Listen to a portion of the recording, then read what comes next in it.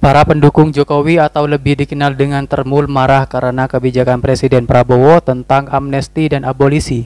Ini jelas menunjukkan pada kita semua bahwa mereka hanya peduli pada keluarga Jokowi, bukan demi persatuan bangsa seperti yang dicita-citakan Prabowo. Baca atau simak dari reaksi para buzzernya Joko Widodo yang rame-rame mengecam keputusan Prabowo. Padahal selama ini kan mereka menjadi selalu memuja-muji pemerintahnya Prabowo Gibran gitu ya. Dan sikap buzzer ini juga dengan mudah kita baca sebagai semacam kegalauan, bahkan kekhawatiran Jokowi terhadap masa depan politik dinastinya. Ya, yang betul Bung Hers, yang sekarang jadi ribut justru adalah semacam ancaman dari buzzer-buzzer Jokowi untuk melengsarkan Presiden Prabowo karena kecewa dengan keputusan itu. Jadi ini konyolnya di situ. Jadi bahkan jadi terbaca dengan pemberian amnesti abolisi ini ada faksi Jokowi, ada bagian-bagian utama Jokowi yang menganggap bahwa Prabowo tidak menghormati lagi Jokowi. Itu persepsi aja.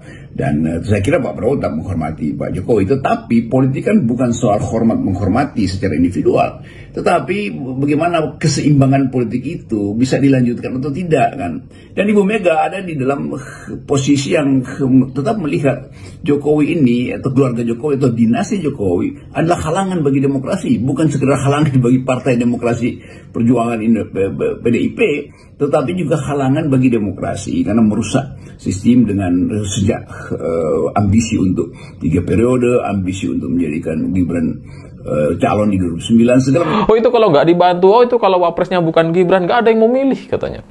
Bahkan saya lihat ada juga komentar yang cukup ekstrim sekali, di mana ada relawan Jokowi yang saya lihat beberapa waktu lalu sangat memuji Presiden Prabowo ya, sangat memuji Gibran yang pemuda Indonesia, perwakilan anak muda yang menjadi pemimpin gitu kan. Oh sekarang mereka menyerukan pelengseran Presiden Prabowo. Lengserkan Prabowo full katanya, tanpa rem. Ya gimana caranya? Ya intinya segala kekecewaan, sumpah serapah para pendukung Pak Jokowi itu sudah tidak bisa dibendung lagi. Di sosial media mereka sangat marah dan mengecam apa yang disampaikan oleh Presiden Prabowo lewat amnesti dan abolisi kepada Hasto dan Tom Lembong. Entah siapapun pemimpinnya, siapapun presidennya, tapi keputusan dari pengadilan itu mengikat. Oke.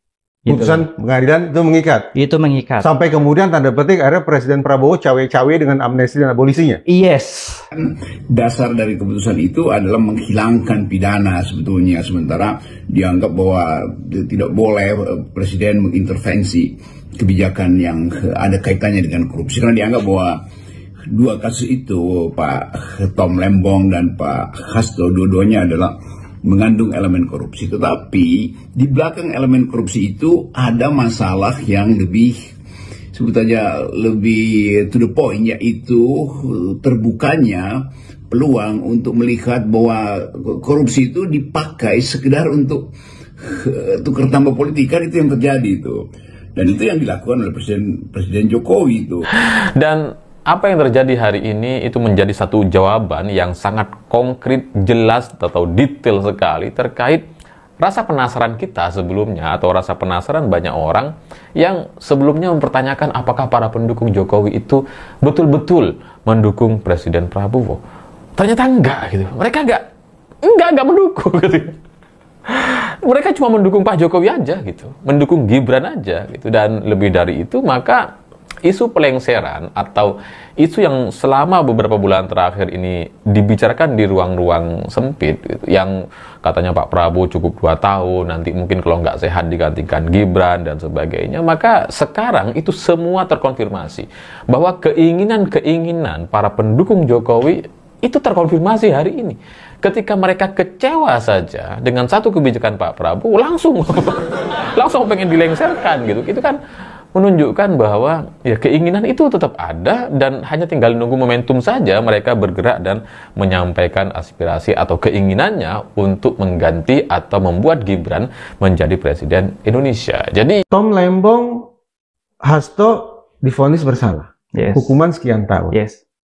Bukankah orang yang bersalah harus direparasi dulu, Gus? Dicuci dulu, Ya, direhabilitasi dulu, Yes. direprogram dulu, Yes. baru kemudian dikembalikan ke masyarakat. ya, Ini nalar awam nih. Kita Nalar sama-sama awam. bukan sarjana hukum. Ya. Sesuatu yang rusak bukannya harus diperbaiki dulu, Gus? harus diperbaiki. Iya. Maka dalam agama pun ada konsep tobat kan? Iya. Ya kan? Yang Ingin diperlihatkan sebetulnya oleh Presiden Prabowo, yaitu bahwa tidak boleh ada unsur politik di dalam proses hukum. Jadi kelihatannya unsur politik itu justru yang dibatalkan, karena dianggap bahwa kalau unsur politik itu ada terus, itu artinya rakyat melihat ketidakadilan ada di mana-mana, diproduksi terus. Suara pemakzulan atau suara pelengseran Presiden Prabowo gara-gara putusan amnesti dan abolisi kepada Hasto dan Tom Lembong ini bisa dijadikan satu momentum untuk bersih-bersih orangnya Jokowi. pun. Jadi seorang Hasto ketika dia dapat amnesti dari presiden memang sudah sewajarnya dapat amnesti. Ya, bisa jadi ya, bisa jadi. Tapi kita akan ngobrol lebih panjang lagi mungkin nanti kalau Kenapa bisa bicara jadi? tentang itu. Kan sederhana. Apakah Hasto layak atau tidak layak untuk dapat amnesti? Ini bukan perkara layak atau tidak layak, karena ada proses sistem yang harusnya dijunjung tinggi oleh negara. Dan marah-marah mereka ini yang sangat tidak terkontrol ini, terus terang itu sempat membuat saya jadi agak kaget gitu. Gimana ceritanya orang yang beberapa bulan lalu begitu memuji, begitu melihat Presiden Prabowo sebagai orang yang bijaksana dan sebagainya, terus hanya gara-gara amnesti dan abolisi, ini sekarang sampai mau dilengserkan. Gimana ceritanya gitu? Sebelumnya kan kalian memuji tuh, wah memang hebat, memang cocok, memang pantas gitu ya. Kok sekarang jadi berubah? Ya kalau perubahannya karena alasan-alasan yang fundamental, kita bisa diskusi. Tapi kalau hanya sebatas amnesti dan abolisi yang dikeluarkan oleh Presiden Prabowo, ini kan apa gitu? Masa segala kecintaan yang mereka sampaikan selama ini hancur hanya lewat satu kebijakan? Ya tapi nggak apa-apa lah. Banyaknya emosi atau kemarahan para termul-termul di sosial media itu menjadi keuntungan tersendiri bagi Presiden Prabowo dan kelompoknya, atau terkhusus Partai Gerindra. Karena saya juga baru menyadari gitu bahwa situasi yang seperti ini baik gitu, karena dengan begitu Gerindra, Presiden Prabowo, para pembantunya itu jadi bisa memetakan siapa-siapa saja para pendukung Jokowi, siapa-siapa saja yang selama ini mendukung Prabowo katanya gitu ya, tapi sebenarnya mereka nggak pernah mendukung Prabowo, mereka hanya dukung Gibran, mereka hanya berharap Prabowo tiba-tiba nggak bisa memimpin dan itu kemudian digantikan oleh Gibran. Politik balas dendam mungkin ya. Politik balas Saya tidak membaca ada warna balas dendam juga, karena Yes. dalam pernyataan Jokowi dia katakan ya hormati hukum, hormati putusan pengadilan, normatif-normatif saja menurut saya. Ya, saya itu ingin menjelaskan Bang Reza bahwasanya posisi PSI yang per hari ini Ya. mulai rebranding kan. Ternyata di balik aksi Presiden Prabowo yang nerima-nerima saja itu, ternyata beberapa hari setelahnya muncul amnesti dan abolisi yang pasti sangat-sangat mengejutkan Jokowi dan keluarga. Ya karena pembebasan terhadap Hasto dan Tom Lembong ini kan dua musuh Jokowi gitu. Jadi ya wajar kalau kemudian para pendukung Pak Jokowi sekarang jadi kecewa sekali, wah, marah-marah, ngomel-ngomel, wah di sosial media itu ngamuk-ngamuk gitu ya, udah kayak orang kehabisan obat. Ada yang bilang bahwa Pak Prabowo jadi presiden itu nggak mungkin terjadi kalau tanpa bantuan Jokowi. Prabowo itu pasti kalah kalau tanpa bantuan Jokowi katanya. Itu yang disampaikan oleh para pro Jokowi atau termul-termul hari ini. Oh pasti kalah tuh, nggak tahu kalah sama Ganjar apa kalah sama Anies menurut mereka gitu ya. Ya kita tanya lagi ke mereka gimana. Dendam Jokowi dihadang Prabowo.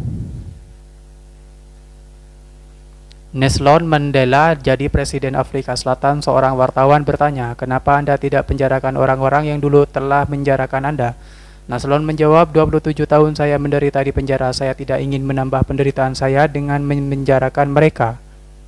Kasus Tom Lembong dan Hasto Kristianto dinilai publik sebagai bentuk balas dendam Joko Widodo alias Jokowi. Tom Lembong adalah Menteri Perdagangan dan orang yang menyiapkan teks pidato Presiden Jokowi di Pilpres 2024. Tom Lembong balik arah dan mendukung Anies Anies adalah musuh dan tokoh yang paling dikuyu-kuyo di masa kekuasaan Jokowi. Sementara Hasto adalah sekjen PDP yang paling bersemangat menyerang Jokowi. Bahkan penyiapan sejumlah dokumen dan video terkait dosa Jokowi, meski sampai sekarang tak pernah dia bisa buktikan. Dalam persidangan terakhir, Tom Lembong divonis 4,5 tahun penjara. Vonis ini membuat marah hampir seluruh masyarakat Indonesia, sebab Tom Lembong tak terbukti menerima uang dan tak ada mens res niat jahat. Tidak terima uang dan tak ada niat jahat, tapi divonis bersalah dan dijatuhi hukuman 4,5 tahun penjara. Vonis ini melukai perasaan, mengguncang nalar dan menodai rasionalitas publik. Publik marah vonis ini semakin menguatkan dugaan adanya faktor non-hukum yang ikut menentukan keputusan.